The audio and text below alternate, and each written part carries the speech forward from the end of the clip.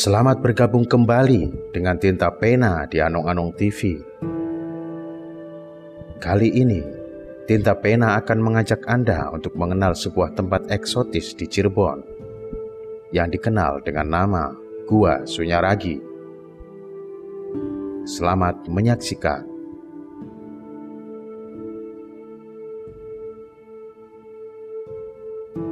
Kapura, batu karang, gua, gunung-gunungan dan lorong-lorong batu. Inilah yang akan pengunjung temui di Gua Sunyaragi, Cirebon. Terletak strategis di tengah kota, di sisi jalan bypass Brigjen Darsono, Gua Sunyaragi sayang untuk dilewatkan saat berkunjung ke Kota Udang. Pemandangan bangunan dan kompleks gua dengan gaya arsitektur Hindu, Islam, Cina dan Eropa ini tampak eksotis dengan material batu karang dari Laut Selatan. Gua Sunyaragi merupakan situs dengan nilai sejarah.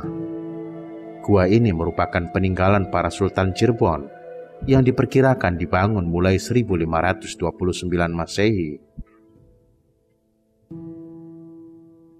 Sultan dan anggota kerajaan menggunakan lokasi ini untuk beristirahat, meditasi, juga menggembleng fisik dan mental. Oleh karena itu, kesan sakral bisa dirasakan saat berada di areal gua ini. Beberapa bangunan di kompleks gua ini memiliki fungsi masing-masing di masa lalu. Mande Beling misalnya, biasa dipergunakan Sultan untuk beristirahat saat mengunjungi Sunyaragi. Mande Beling berbentuk joglo berpagar kayu dengan pecahan beling atau kaca yang ditempel pada bagian bangunan.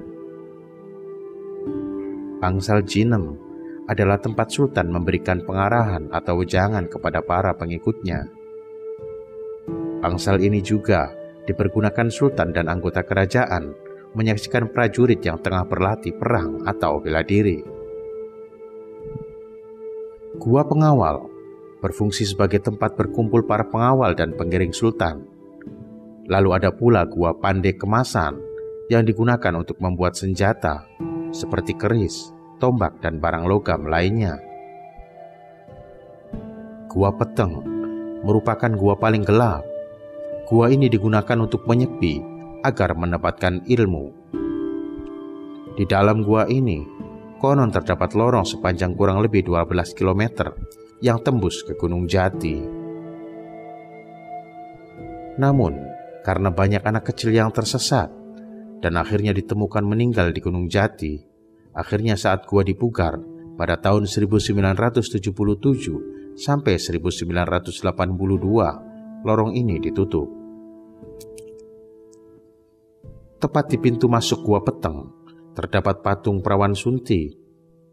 Ada kepercayaan di masyarakat bahwa mereka yang belum menikah akan sulit mendapatkan jodoh jika menyentuh patung ini. Di dalam kompleks gua ini juga terdapat kamar kaputran dan kaputren, yaitu tempat putra dan putri Sultan menjalani penggemblengan. Di Sunyaragi ada juga Gua Padang Ati untuk menyepi bagi orang yang merasa hatinya sedang gelap agar kembali terang. Lalu ada Gua Langse, Gua Lawa, dan lain-lain di areal seluas 1,5 hektar ini. Adapun jika ditilik dari sisi sejarahnya, Gua Sunyaragi memiliki sejarah yang panjang. Berikut kisahnya.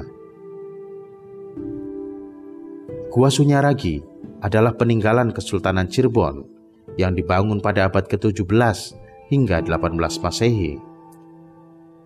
Sejarah pembangunan Gua Sunyaragi dapat dilacak dari beberapa naskah kuno peninggalan Kesultanan Cirebon.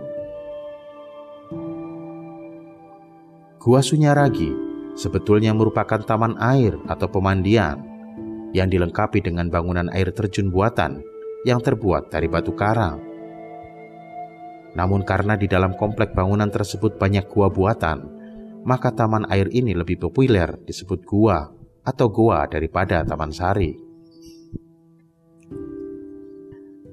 Sejarah terbentuknya Gua Sunyaragi dimulai ketika Pangeran Karangrangen mempunyai ide menjadikan tempat menyepinya para Sultan Cirebon yang sudah ada sejak lama menjadi lebih indah dan menyejukkan.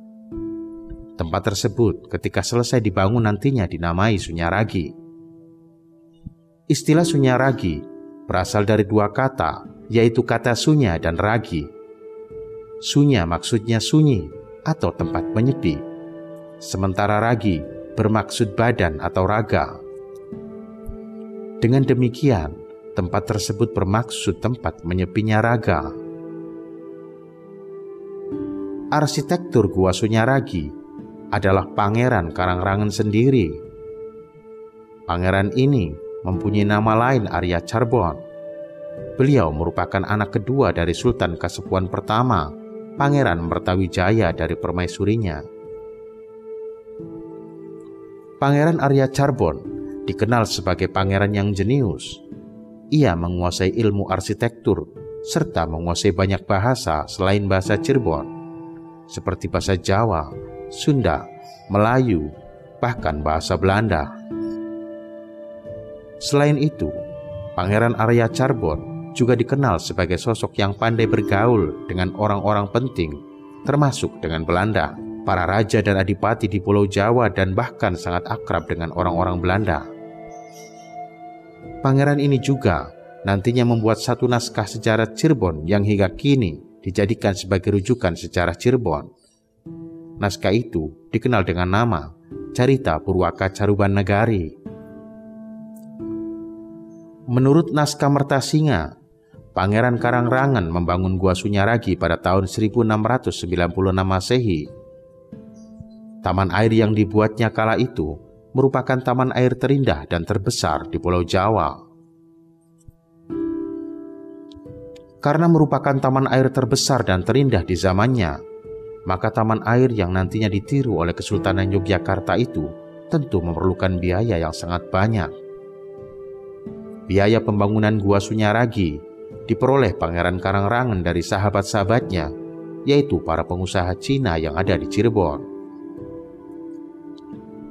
Masih menurut naskah Mertasinga, pengusaha Cina Cirebon yang membantu pendanaan adalah orang-orang Cina yang dahulunya dibantu oleh Kesultanan Cirebon. Mereka sebelumnya adalah orang-orang Cina pelarian dari Rembang.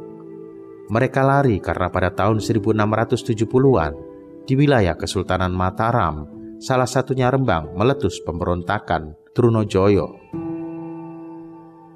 Mereka kemudian mengungsi ke Cirebon untuk meminta perlindungan. Oleh Sultan Cirebon, orang-orang Cina tersebut diberi tempat hingga menjadi pengusaha sukses. Dari itulah, ketika Pangeran Arya Cirebon meminta mereka membantu pendanaan pembuatan taman air, orang-orang Cina tersebut bersedia membantu. Ketika Kesultanan Cirebon diperintah oleh Sultan Matangaji, Cirebon yang sebelumnya telah menjadi vasal Belanda merencanakan pengusiran terhadap orang-orang Belanda. Sultan Matangaji merubah Sunyaragi menjadi bunker pembuatan senjata dan pelatihan kemiliteran. Sunyaragi dipilih karena waktu itu tempat tersebut dikelilingi hutan dan danau, sehingga luput dari pantauan Belanda. Sayangnya, rencana Sultan Matangaji dibocorkan oleh kerabat keraton yang berpihak pada Belanda, sehingga Belanda menyerbu Sunyaragi. Terjadi pertempuran yang sangat sengit di Sunyaragi. Namun, setelah Belanda membombardir Sunyaragi, pasukan Sultan Matangaji dapat dikalahkan. Meskipun demikian, Sultan Matangaji dan sebagian pengikutnya dapat menyelamatkan diri ke pegunungan. Gua Sunyaragi kini masih tegak berdiri, meskipun tidak berfungsi lagi sebagai taman air, sebab taman air tersebut sudah tidak utuh lagi. Di dalamnya pun sudah tak dialiri air, mengingat danau dan hutan yang dahulu ada sudah hilang dimakan zaman. Gua Sunyaragi kini dijadikan sebagai benda cagar budaya peninggalan Kesultanan Cirebon oleh pemerintah. Demikian kisah Gua Sunyaragi, gua eksotis di Cirebon. Terus saksikan Anong-Anong TV, subscribe, like, dan share untuk mendukung program-program dari Tinta Pena di Anong-Anong TV. Sampai jumpa di edisi selanjutnya. Salam seduluran.